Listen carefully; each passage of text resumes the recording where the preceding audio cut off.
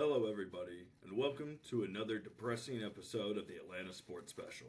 Today, we will talk about the sad franchise that is the Atlanta Falcons. And honestly, I'm just so unbelievably fed up and embarrassed for this organization right now. I mean, with the amount of talent that we have, I say week after week, and just seeing what these coaches and what this front office and organization as a whole has done to these players is absolutely ridiculous. It's treasonous amongst fans. On top of that, we'll talk about the Atlanta Hawks and the hot momentum that they have picked up since Trey Young has been out, and a little bit of an update with the Braves and Atlanta United. As always, thank you guys so much for listening, and let's get it! Yeah! ATL on the rise, you know how we do. Beach tree dreams, dirty birds flying through. From the gridiron to the diamond, courts to the pitch. We reppin' ATL sports, every team, every niche. ATL, where the flames ignite. From Truist Park to the bins at night. Dreams take flight, hawks soar high. United we stand, reaching for the sky. We're back. And not in the sense of winning, but in the sense of we are here to record again weekly because we to. It's actually a little victory.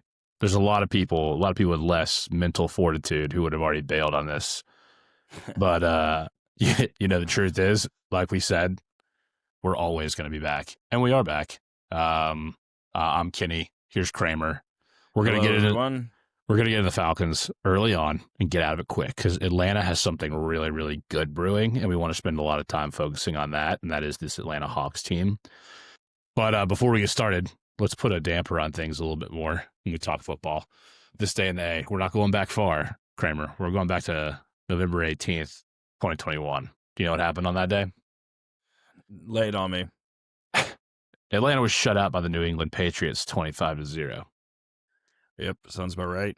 Yeah, sounds about right. Who was it, 2021? That was Marcus Mariota as our quarterback?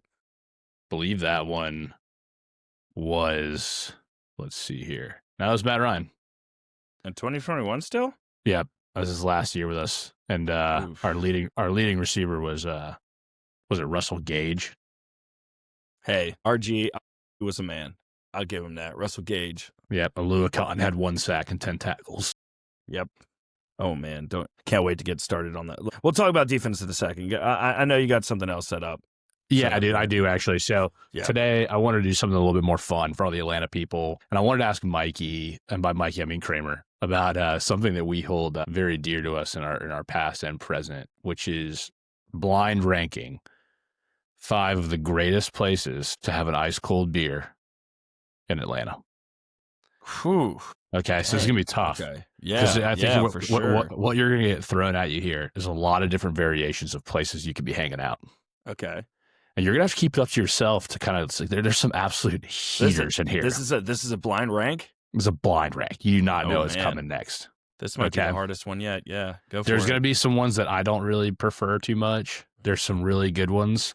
Whew. There's some laid-back joints that you just want to hang out with the boys, chill.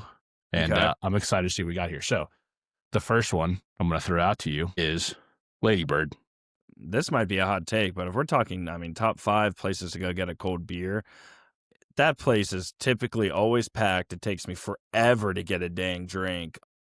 Sometimes it's great when you're with a big crowd of people, a lot of seating.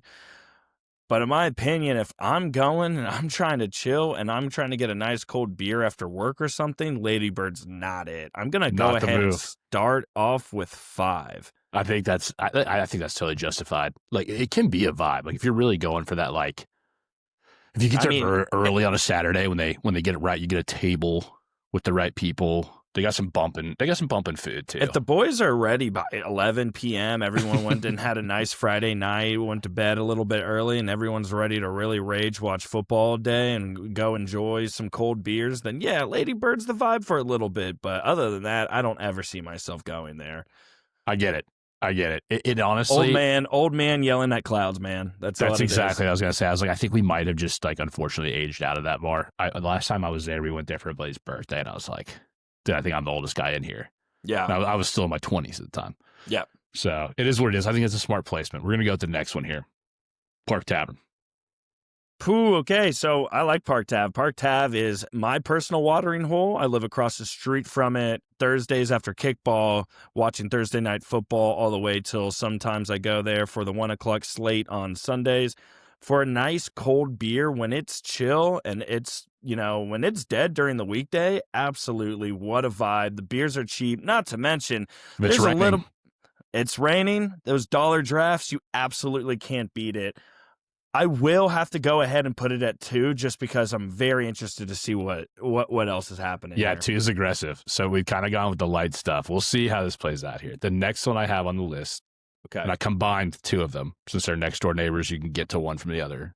Okay. Is Live and PBR at the Battery. Man, I think this is almost the same concept as Lady Bird because a younger man, me, early 20s, man, I was there every weekend. I mean, that was the vibe. But the thing is, if you want a nice cold beer, it is a great place when it's dead or like after a Braves game, especially if we won a big game and you want to go rage with the friends there. I'll go 3. I think it's a solid 3. It's a good choice.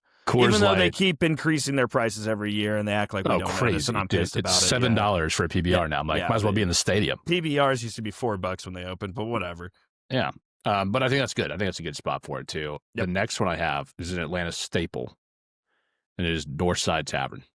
Northside Tavern is a bar that I put in a category that not a lot of bars are in this category, but I have a very niche category, and the category is called places I would not order an open drink at, which means I'm not ordering a cocktail from Northside Tavern. I am not ordering. Well, it's all about. I'm not ordering a draft beer. I'm not getting anything that has to deal with a cup that might have been out of any sort of packaging. So if I'm getting a nice glass beer or if I'm getting a can there, sure, but I'm gonna have to put it at 4. Okay, I think. Look, when it comes to vibes, a Friday or Saturday night with that house blues band playing, with a tall boy PBR, playing pool with your boys in a place that still smells like they burn heaters constantly. Yeah, of course. It's one of my favorite places to get to. It truly is. Now, if you're looking to get ratchet and you're looking to smoke a couple darts, absolutely, that's the place to go. I just don't find myself in that position very often. Yeah. It's hard enough for me to stay awake for a full Hawks game. Yeah. It's hard to get out nowadays. Now, the last one, your number 1 that you say for this, let's see if you appreciate it or not, is Johnny's Hideaway. Hey, you know what? It's been a while since I've been there, but hey, I'll do that. Hey, why not? You know what? That's a classic right there. I would like to go and throw an honorable mention that used to be the vibe back in the day, but it might be open back up. I don't know, but I don't know if you ever used to do game days at the Ivy. Man, What a good time. Good time that place was. So again, it's funny, man. The Ivy. Not sure if it's open. Quickly aged out of the Ivy. Again, one of those spots now. You cannot age out of Johnny's Hideaway. No. In fact, you almost at some point re-age into Johnny's Hideaway. Yeah. Which is kind of a cool thing. There's like a dormant part of your life where you're like, oh no, man, I'm not going to Johnny's Hideaway, and then you get back into it. That's the funny part about that place. That's the real mystery, the lore, and the magic that place holds. My wife's pregnant again, and we are already planning a night to get a babysitter and go stay in Atlanta in the future, and we're gonna go to Johnny's and relive. I love to hear that. Rekindle some youth in our lives, which will be a blast. And I'm sure there'll be stories to tell because there's always stories to come out of Johnny's. I think that's a pretty good rank, to be honest. To not know what's coming. Shout out to Park Tavern too, man. Yeah, man. Oyster Fest, like the stuff they do there is a lot of fun. Oh yeah, Park Tavern probably, given those 5, would be my 1. I'll give a couple honorable mentions. Best place, if you're not looking for a real loud place, a lot of people don't know about this just based on because during big Sunday night games, Monday night games, it's not typically that packed, but I always enjoy myself there. Great service, great food, great beer. Big game over in Old Fourth Ward. The local's always good for a nice cold beer. If you're not looking to watch sports, I'd go to the local personally, and that's a place where you go shoot some darts. Dude, Smith's Old Bar. Give a big shout out to Smith's. If you want to go play pool and have some music upstairs, it's absolutely If you're looking banging. for the best place in Atlanta to play darts, I'm gonna say it's Yacht Club though. Yacht Club is that place holds dear to my heart. That's awesome, dude. Yeah. There's a ton of great places. Shout out Astoria, shout out Muchachos. I mean, I could go on and on about all the types of places out there, but if any of you guys end up hearing this by somehow, if you guys want to give me a free beer next time I walk in, that'd be cool. Yeah. If you want to sponsor this pod, we're free we're ads. definitely willing and able. Yeah, actually, all these places are mediocre until they tell us that they're going to buy our beer. Yeah. No, but that's fun way to start it. Let's get straight into let's look. Everyone listening to this, there's nothing good that we have to say. Right? You probably heard it. We're going to talk about it a little bit, and we're going to try to transition over to the Hawks. If you are a natural optimist and you don't want to hear how bad a shape this Falcons team is in, you could probably just go ahead and skip to about the halfway point, and your day will be bright. Like you won't be ruined like the rest of us are. If you are a glutton for pain, you just hang tight because we're going to get into it right here. Kraemer. So on our page, I was posting after the game a lot of very sad memes, reposting a bunch of sad stuff just about the Falcons and what it's doing to my mental health. And I actually got a notification from Instagram saying, let me read this for you. We're seeing this. The reason you're seeing this notification is we've removed certain posts from your story related to suicide, self-injury, and eating disorder. If you need emotional support, here's a hotline that you can call. Help is available. Know that you are enough. Okay, Instagram, relax. I'm fine. I just really, really hate being a Falcons fan right now. Yeah, I had no idea we got that notification. That is like pure agony. The post was very dark. It was very funny though. If you understand. Go check it out if you're listening. Go check it out because I think it's some of my best work. We might be getting censored now. You might not be able to find us if you search us. We'll work on that. But this one was a gut punch. We played the Panthers at home. First half looked like we were going to be laying the wood on these fellas. Penix looks great before he obviously got hurt. Yep. Like we knew his paper mache knees probably would at some point. Yeah. And he kind of just fell on it. It's not like the hit was like someone came in low. You can't even get mad at the Panthers for saying it was like a dirty hit or, bad. He just kind of fell on his knee and it exploded for the fourth time in his career, which, again, you take a risk. This is what happens. I still think Michael Penix has all the tools to eventually become a great quarterback. We won't be seeing him for the season. I think it's important to note that he's still a young quarterback. He has the talent. We've seen flashes of it. He throws darts. He has the talent around him. I will say this is the official report. Michael Penix Jr. is heading to the injured reserve after an aggravated bone bruise and a knee sprain from earlier in the season. Got re-aggravated. In addition, they are getting a second look, but as of right now, it is reported that there is also damage to his ACL, and it is rumored he might be a candidate for a full knee reconstruction on his right knee that has already had issues in the past. Dude, a full knee reconstruction. That's what we got, like, people our parents' age going through. Yep. And not to mention, anybody that doesn't realize this out there, we're 3-8. I am considering us the worst team in the NFL. I'm officially stamping us as the worst team in the NFL. I demand reparations for being a fan. I demand money back for merchandise I bought, and I am filing a class action lawsuit at this point for emotional damage. We'll be getting signatures. We'll be getting signatures for anyone. But what I wanted to touch on with this was we gave our pick away to get Pierce, which in hindsight is still an okay pick, as an okay decision because Pierce is a dog. But the fact of the matter that makes this so sad and aggravating is that we gave our first round pick for this coming year, 2026, to the Los Angeles Rams, who are an absolute wagon right now. And as of right now, they have the 6th overall pick.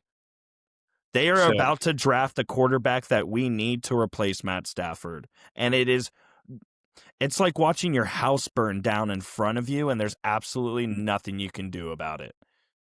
Yeah, what's even worse about this is and you don't knock James Pierce, the guy. He's done all he could. I think him and Jalen Walker look great. We finally have, the highest sack total in the league. It doesn't mean a thing because we just got pieced up for almost 500 yards. Mm-hmm. But this is where the problem comes. And this is, again, we pointed this out a million times. Start at the top, and then we'll trickle down the blame because there's plenty to go around here. Terry Fontenot and this front office, they went all in on this season, saying we had the talent. We do have a lot of talent, a lot of young talent.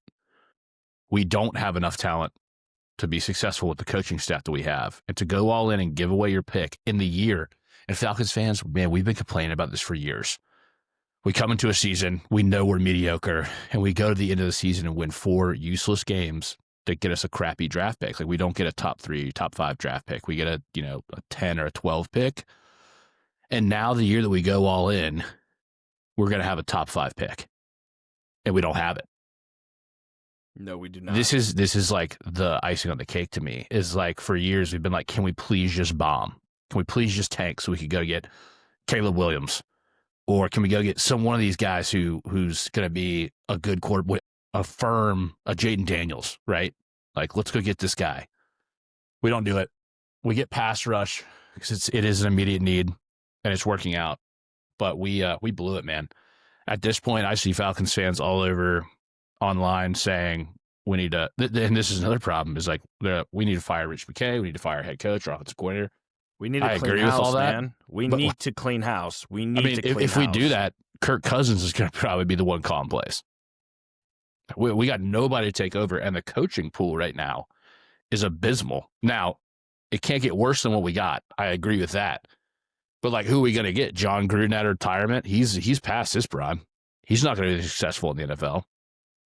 Pete Carroll, who's struggled everywhere he's been since Seattle, is having a miserable time in Las Vegas. His job's going to be up. Talked about Brian Daboll. That guy, their team's 2-9. Yeah. I know he's fired, but, like, what do you want to do? Matt LaFleur is the only responsible choice right now if he's actually willing to come from Green Bay like the rumors say he would be. Yeah.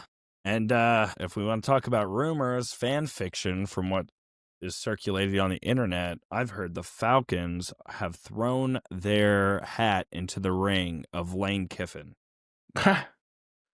Lane Kiffin's smarter than that. Yeah, why would he do that? First of all, why the hell would Lane Kiffin come here? The Falcons don't have enough money to be paying anything those colleges are going to. Oh, it's not even money. I mean, sure. Lane Kiffin knows what he would be inheriting. Would be a team that's going to lose 2 to 3 seasons in a row from now on and have a losing season, and then he's going to get scapegoated by Rich McKay and by Arthur Blank. So he's just going to lose a job. What does that serve him? He's going to go to a college that's built to be successful, like Florida or Bama, if DeBoer gets fired and loses to Auburn, like I hope he does, and misses the playoffs. It's the coaching equivalent to, like, all what's going on over in Vietnam, and you've heard all the stories, and you still decide to enlist voluntarily. Yeah. Like, yeah, why not? Why not, dude? Yeah, sounds like a good time. Mm-hmm. No, man, we're in probably the darkest days of Falcons history for myself and for our lifetime, and really I think ever as an organization. Can I hit you? Can I hit you with something real fun? I believe the Falcons are just getting away with the biggest scam in history of just being able to sell tickets at higher prices since this new stadium opened in 2017. You want to know what our record is since we have opened Mercedes-Benz Stadium? I'd love to hear it. We opened the stadium in 2017. We went 10-6. All right.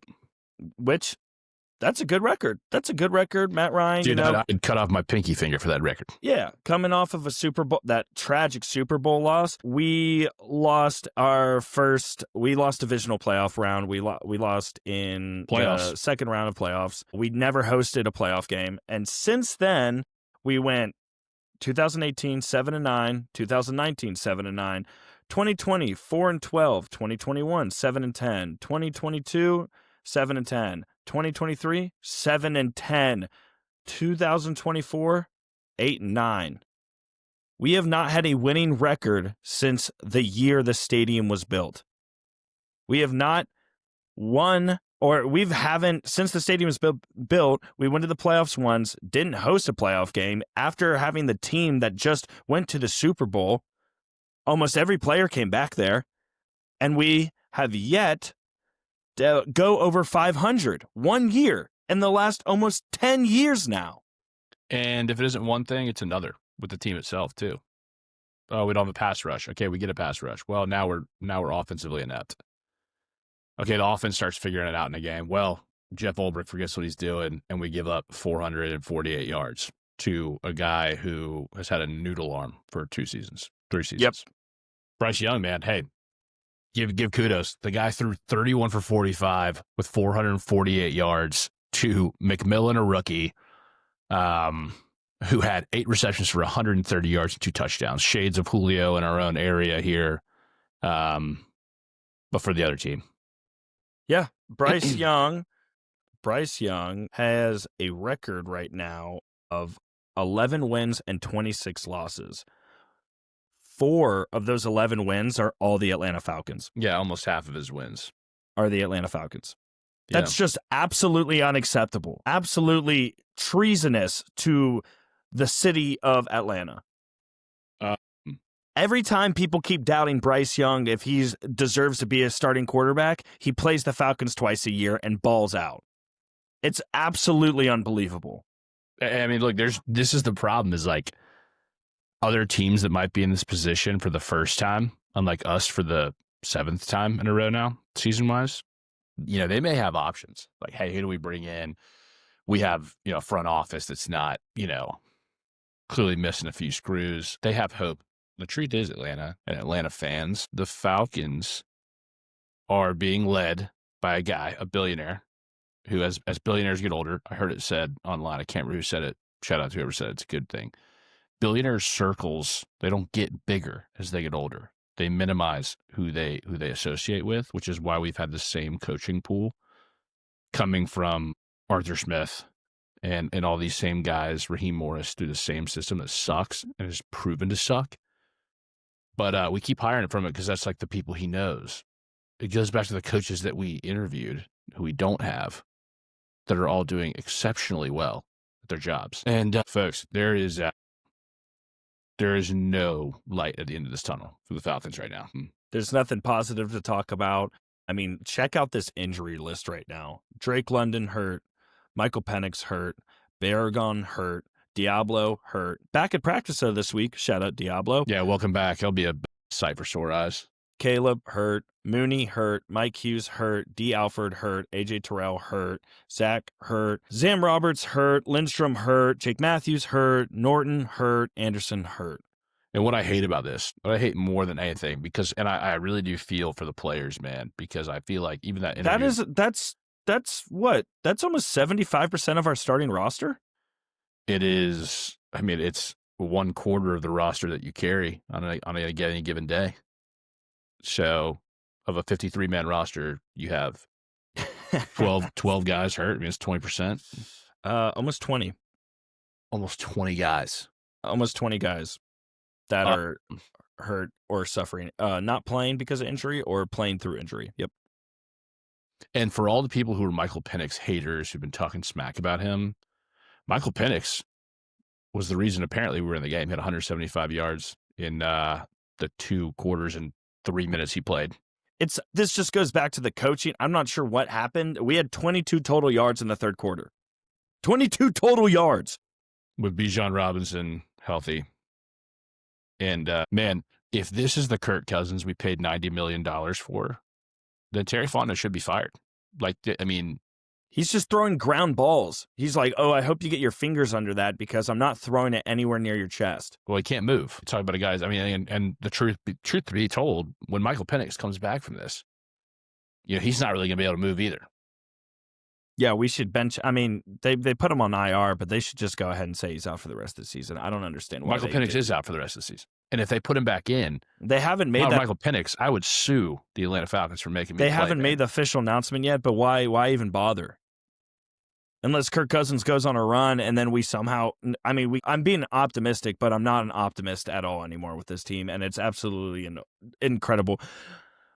This fact, though, that I found is the one that hurt me the most because it's everything that we wanted and more, and it's the most Atlanta thing to have this stat and be as unsuccessful as we are.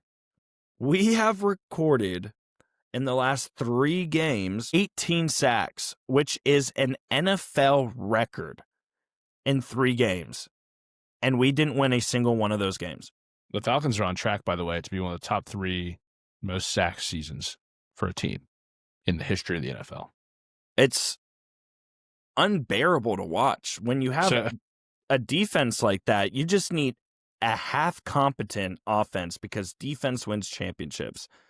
But again, if they're out there 70% of the game with us going 3 and out, they are going to get tired. They can't. Sound like a broken record every week saying this. It's our offense is only getting what feels like 20 minutes of possession for 4 quarters. Yeah, and I mean, not to mention when you have the guys in, like what I saw in this last game was that Kobe Bryant was playing his butt off when he got plays. Fully activated to the starting roster. We continued to put in Brooks, who on 2 different massive plays got cooked over the top. When he was in a completely third, he had his third of the field. And I can't remember if it was McMillan or who it was who just ran right by him with a 12-yard cushion. He let him score, and then he fumbles the next play. And it's like, how does this guy have a contract? How is he not fired the next day? He gets cooked by Xavier Leggett. That's who was the slowest wide receiver in the league. But he is a good wide receiver nonetheless. However, you get cooked, and then immediately they put him on kick return, and he fumbles the ball and gives it right back to them. I want that guy investigated. He had money on that game. I said the same thing. He had Carolina spread. He had Carolina spread of some sort. He had Carolina money line. That guy needs to be investigated. Nonetheless, that guy needs to get the hell off my roster. Yeah. That guy needs to get the hell out of Atlanta. I don't care what his excuse is. Out of here. That was the most insane 30 seconds of an NFL fucking career I've ever heard. Excuse my language. Hey, that's fine. That's a swear jar. $5. Listen, it comes down to this. Don't worry about it, Kraemer, because in the post-game interview, Raheem said, we're going to get it fixed. There's nothing left to fix, man. Your ship is already sinking. The ship, you have the watchtower of the ship still above. Everyone else is drowned already. Everybody else is already thrown in the vessel. Everybody's gone. Everyone's left the boat, or everyone's dead. That's all we have left is him on top of the watchtower going, you know what? 1 week of practice is really going to get us right. Every week. I watched that post-game conference. And then they had the audacity after the BS that Raheem Morris put up there. They had Kirk Cousins walk out and start talking. That's the last person I want to see right now. Stop that. You came out and threw for 20 yards. Had a multitude of incompletions. You lied to a franchise about how healthy you were. So you get paid. I'm glad you got paid, man. You scammed Atlanta. Happy for you. You really pulled one over on Terry Fontenot, who's an idiot. Good job. Arthur Blank put billions of dollars, Home Depot or whatever, put billions of dollars into the stadium. Oh, we have the lowest concession prices, but one of the highest ticket prices in the NFL. That's where they get you. They don't to come watch what? They don't think you're thinking that way, right? They're like, well, at least the concessions are cheap, but you're going to go in there, buy merchandise. You're going to go in there, buy a bunch of concessions if you bring your kids in there, and then they're just making money. They're just money laundering. They're just, all of this is one big ploy to make a bunch of money and not give a crap about the fans and how they feel about this team. They are just like, oh, they're going to be chasing that 2020 or that 2016 to 2017 Super Bowl path. They're going to be chasing it the rest of their lives. So we got them hooked. I mean, this is freaking ridiculous. I couldn't have said it any better. Honestly, at this point, I would love to build an Arthur Blank statue if he decides to sell the team. If he sells the team, I think we build him a statue. If not, we're going to continue to lose, man. This guy, his son is going to be taking over after he passes away, and he's already gotten himself in operations a little bit, and he is the one that got us Walker. He was like, we better go after him. That's the guy we want. Okay, there's some hope. That was a great pick. Great pick. That's who do you think Terry was trying to get? He was like, yeah, we could really use another stud corner. It's like, dude. I don't know, man. I'm pretty miserable. Should we just let's hold on? Let me finish with this. Okay, a little round of applause. Bijan, another 100-yard game. Same with Drake London. Drake, another 100-yard. I mean, he's a true wide receiver one. He's top 5 conversation. And if you disagree with that, go argue with a fence post because you're an idiot. Drake London has proved in an offense that is absolutely incapable of scoring touchdowns that you can score touchdowns and get yards. Michael Penix, if you think that he's the problem, you're completely losing it. If you watch these games and think it's not a coaching problem, it's okay. But you need to read a book, or you need to go watch more games, or just go back and watch the highlights. Just go see the play calls on our third downs to go see what's what. Yeah, man, this season, I told Kraemer this. It was like we were so hopeful, and we predicted 13 wins. Like, we very well could have 13 losses. Like, I don't know who we're going to win on the schedule. I don't think we're going to beat the Saints. I think if we beat the Saints, we beat them once. I don't think we sweep the. I mean, I thought we were going to sweep the Panthers. That's let's do our little pregame preview for the Falcons Saints here. It's at the Saints, so I'm not even sure what the spread is on that, but I'm going to go ahead and say Falcons. If we win by a field goal, and if we lose by 10. We're not going to win in NOLA, but I like that you say that. We're going to lose. We're going to lose the way we lose. We're going to lose in horrid fashion. We're going to have some hope. We're going to lose by a field goal. But the final score is probably going to be, 14-10? No, 14-9. We're not going to score a touchdown. We're going to kick 3 field goals. Kirk Cousins probably throws 2 interceptions. Yeah, if he can get the ball out. That old man can't even turn around the pocket. Yeah, look, they're dead. Let's transition. Let's lift the room, lift our spirits. Let's see what's going on. 285 other sports around the area. Yeah. Let's talk real quick about the team that we're going to very quickly start highlighting more than the Falcons, mainly for mental health reasons. Your Atlanta Hawks right now are tied fire for 3rd place in the East with the Raptors with a 9-5 record and are currently 8-2 in their last 10 games. That Suns game the other night was absolutely insane. Oh my gosh, this team is fun to watch, man. You watch a bunch of guys. When Trey went out, there's a lot of fear around chemistry and also who's going to be the guy to stay up. And look, I still think that Trey, when it comes down to it, like in playoff mode, is a guy who can make the big shots, like who's going to be the guy we kind of depend upon. But we don't have to. What we're showing right now is actually that the Hawks are staggeringly more efficient on defense. That shouldn't shock anybody too much with Trey Young out.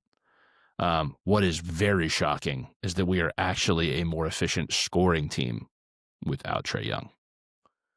Which is this has to be the question up in the air, because this has kind of been a pattern the past couple years that where Trey Young gets hurt and for some reason a fire gets lit up under us with him not there, and we go on these stretches of wins, like whether it be at home or on the road. But it's kind of a strange pattern that, if you look historically the past 2 or 3 years, if he misses games, we somehow literally rise above it and kind of go on these heaters.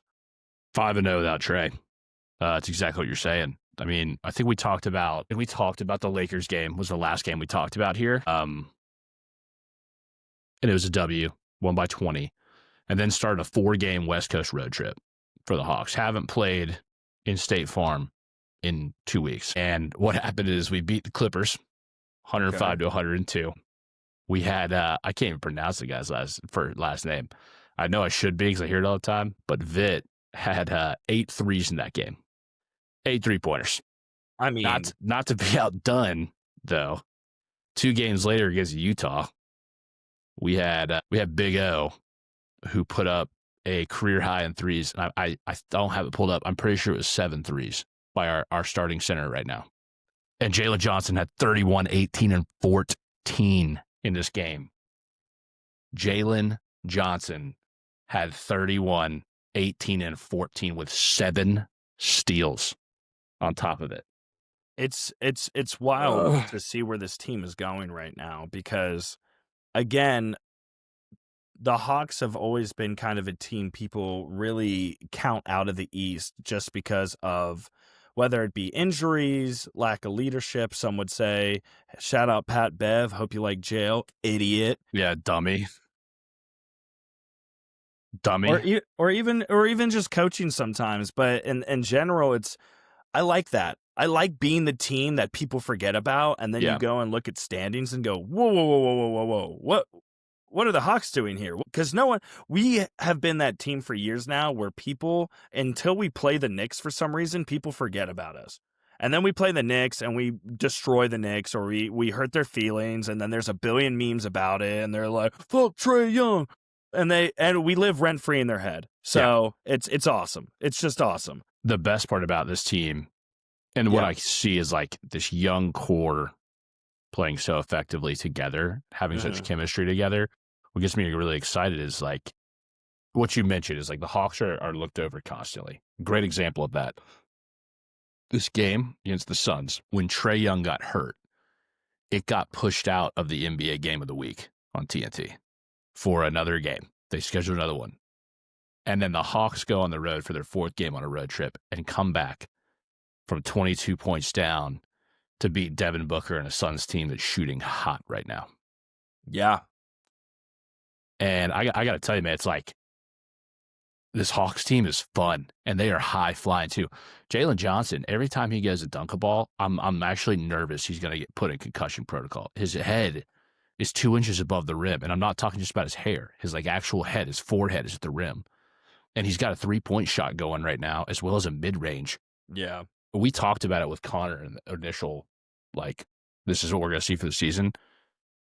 Jalen Johnson will be a top 15 player in the league next year if things continue this way. And he'll be a top 10 player in the league the year after that if he holds us up. And this is where Atlanta and the Hawks are going to be put in a tough position. Yeah. And I think what you got to talk about is the Trey Young situation. I'm going to go ahead and say this.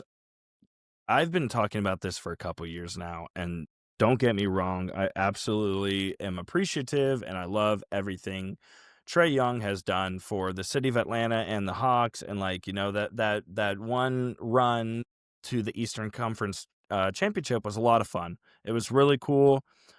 I've been saying this for a while now.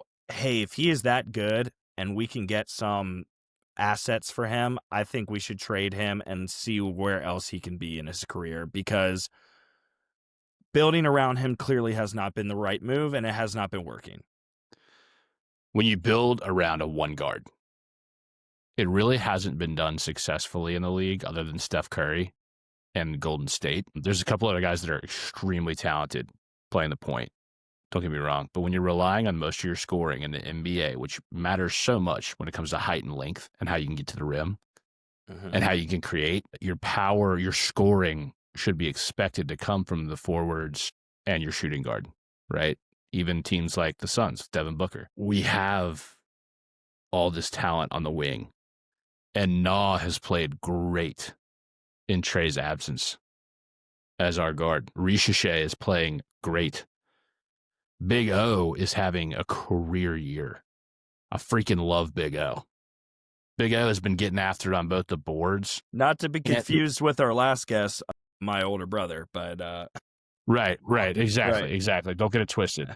It's our second favorite Big O, I should say, or at least Kraemer's second favorite Big O. But this Hawks team, man, it's like it's kind of revitalizing or at least rejuvenating my heart when it comes to Atlanta sports, because we need this right now. The city needs this. It's almost like these guys are playing like it, because I'm telling you, there's a fire about these guys that gets me really jacked up. And it's not a situation anymore when your starting five comes out that you're like, all right, well, there goes our scoring. Couldn't be more wrong about that. The way that Kennard comes in and adds a spark from three, the way that Mo Gay has absolutely destroyed the rim and shooting from that corner three spot. And then Dyson Daniels usually stays on the court with them and rips up steals, gets assists, and can get downhill too. I mean, dude, it's 10 guys who can whoop your ass day in and day out with the Hawks. And we're doing this without Porzingis and without Trey right now. it's the team that nobody expected, and it's the team we didn't expect, didn't really want, but it's the team we freaking deserve right now. And it's awesome. It's so much fun to see. It's really cool to see a sports franchise in Atlanta be taking things seriously when hit with adversity. So that's good. It's good Also, to see just some to hope. be just to be taking things seriously in general. Like, we really appreciate that. You know what I Yeah. mean? Like, not making horrific moves. Now, the Hawks, they're coming back to Atlanta. So to preview, we got Wemby coming with the Spurs, which is going to be a really tough one. As we record this right now, we're currently losing to the Pistons 47-33. Yep. And if we know anything about our Hawks, it's now we know there is no deficit that's too big to come back from. Yeah. Which is great. Pistons is going to be a tough fight. We have Spurs.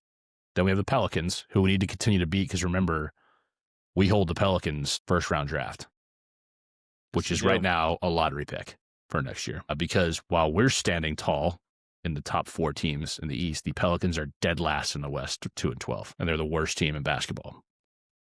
So on the completely flip opposite of the Falcons, the Hawks have set themselves up to be a juggernaut in the next 3 years. And now you have a decision to make that is not a bad one. It's like, do we need to get rid of Trey to bring in someone else and kind of focus the attention to Jalen and to Ricochet and to Big O? But like, hey, what can we get for him? Do you know what I mean? Like, what's on the table?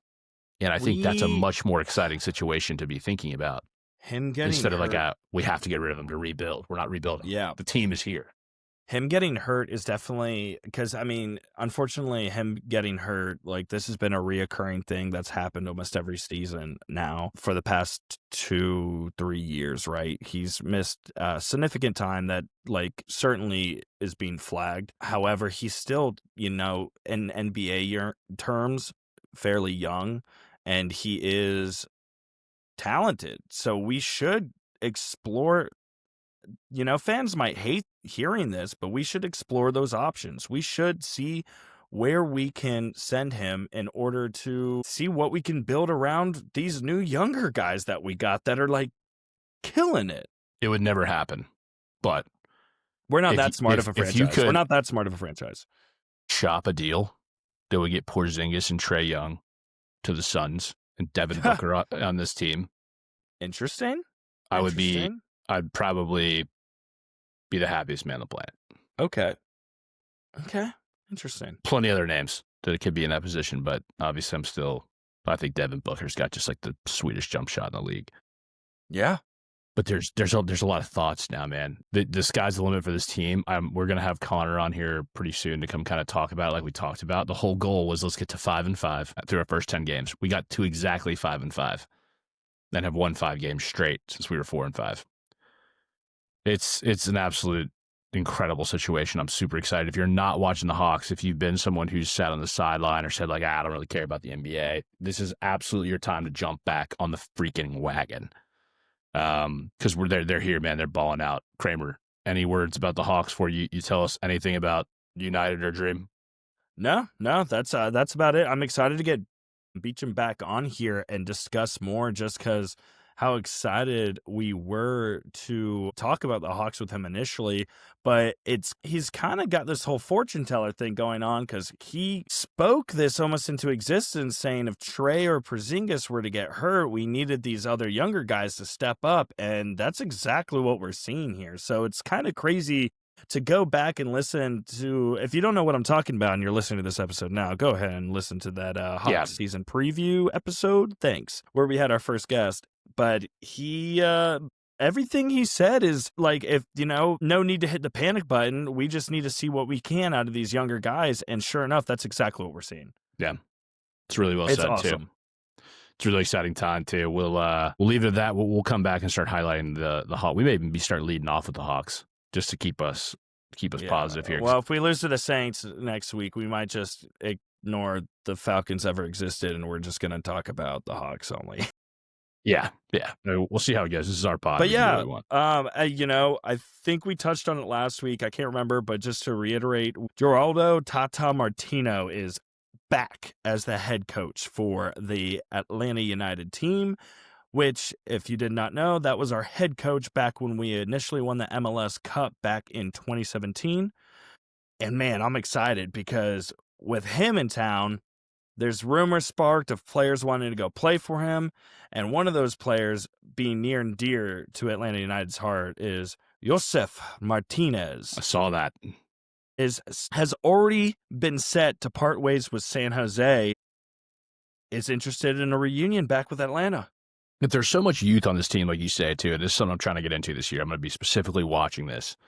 Doesn't it make sense to get an older veteran who's also been on a championship team to come back with the coach that led that to get these guys moving in the right direction? I mean, it seems like kind of like writing on the wall for this, right? They're getting the band back together, man. They're getting the band back together. They're getting back to the basics. They're going back to, hey, man, like what we're doing is not really, working out for us. So let's see exactly what we can maybe do and get back to where we were. And I like to see it, man. I like to see it. Like if something worked out for you, boys are back in town. Yeah, exactly. It's going to be interesting for sure. When training camp and everything comes along, it's going to be fun to kind of start tracking that. I got maybe Big O, my brother, will join us back for a little preview. If not, I have somebody else lined up for that to kind of get us in the mix. Diehard Atlanta United fan. Somebody just to get us like excited for the season when that time comes around. No, I'm juiced, man. I'm juiced about that. And we got some good stuff elsewhere in Atlanta. We're going to go to the big A that's on Kraemer's forehead if you're watching on YouTube. And if you're not, if you're listening, big Braves.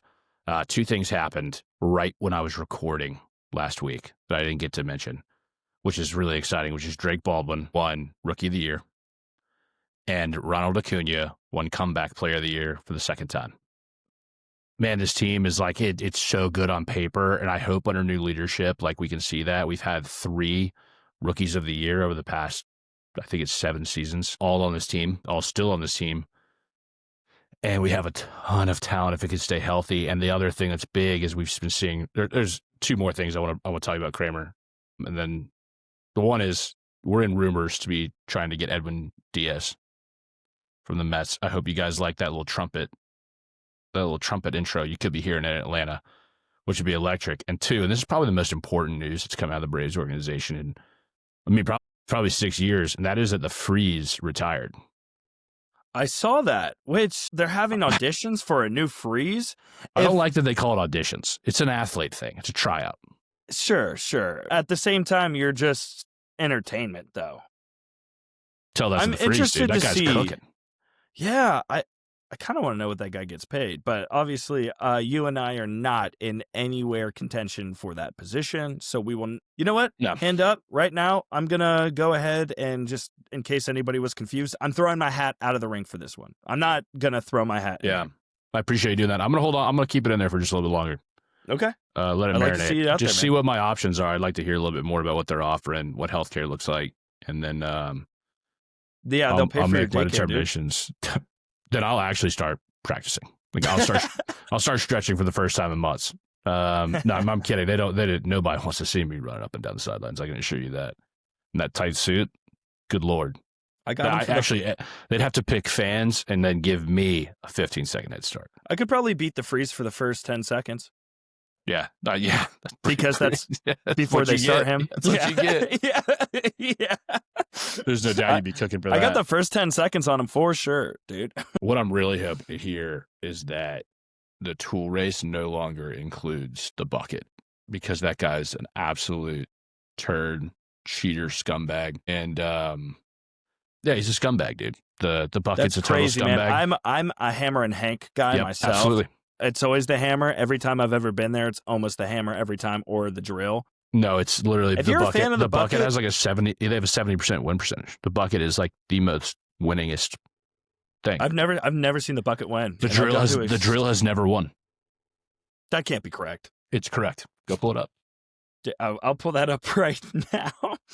If you guys don't know what we're talking about the tool race, the Home Depot tool race at.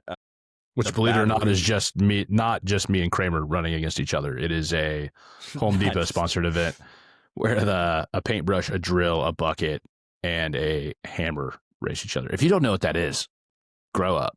You probably aren't listening to this. Shoot me a message and let me know. I will personally take you to a Braves game to see this race. Me and Kraemer will be your hosts. I can't imagine you're listening to this podcast and don't know what that is. Having trouble there, buddy? Yeah. How many times has the drill won the race? Someone goes, I don't remember. The top Reddit comment is, how many times has the drill won the race? The comment on below goes, I seem to remember it happened, but I don't remember when. It's happened at least once, right? No. Two bit Bobby is the drill's name, by the way, and he's won at least once. But wow, this is amazing. I just found the whole Reddit page for the Braves, and this segment is nuts. People are actually so mad in here. Oh, it gets heated, man. You should see me and my buddies in our section. The hammer is a cheater. It's always the bucket or fuck it, baby. Like, that's crazy. Dude, It's the hammer's insane. not a cheater. I spent a whole pod talking about this. Yeah. Anyway, that's a Braves update. We have to talk about the tools because there's not much going on there. There's a lot of good stuff that can potentially happen. Look, if AA is actually going to spend the money, then I'm really excited. Like he says, we're going to be a top 5 spend. Okay. Believe when I see it. A little bit of good news. I do follow Ronald Acuna on Twitter. Some fan. I wish I had his tag. I'm sorry I don't. So I'm sorry if I'm quoting you. You need to get the love for this. He commented on it because Ronnie said #Braves for life. Yeah. And someone commented on that and said, "You promise?" And they got a bunch of retweets. Ronald Acuna commented on it and said, "I promise." He has the ability to do the funniest thing ever next season. No. What he's got to do, because this guy is the man, he's going to have a statue. He wants the legacy that Freddie Freeman was too greedy to have. The kids will be playing in Ronald Acuna Park outside of the stadium. We will have statues for this man who will be a multiple-time MVP and a multiple-time World Series champion before it's all done. You promise? I promise to say it as Ronald Acuna does. Let's go. It's hype, man. That would be awesome. That really gets me excited. That would be really cool to see. That would be awesome to see. And you know what? He deserves the legacy. I mean, what he's done for this city. Yeah. I mean, unfortunately, like, Freddie Freeman had it all set up for him here.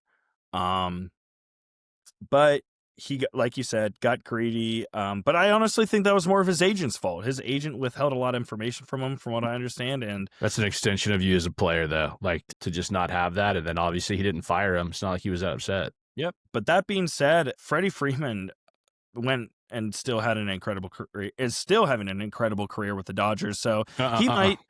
We're done. We're done talking about Freddie. All right, you're right. All you right. know how this goes around here. Yep. We're not gonna glaze him in blue and white. We're ending the pod right here, actually. Yeah. All right. Listen, everybody, we appreciate you so much. Kraemer, why don't you just go ahead and send us out? Yep. Hey, everybody, thank you guys so much for listening to another episode of the Atlanta Sports Special. And whether you flew here or you grew here, we appreciate you guys listening. Thank you guys so much. And believe. We're not saying rise up anymore. Believe. Believe that, baby. Yeah! ATL on the rise, you know how we do. Beach tree dreams, dirty birds flying through. From the gridiron to the diamond, courts to the pitch. We reppin' ATL sports, every team, every niche. ATL, where the flames ignite. From Truist Park to the bins at night. Dreams take flight, hearts soar high. United we stand, reaching for the sky.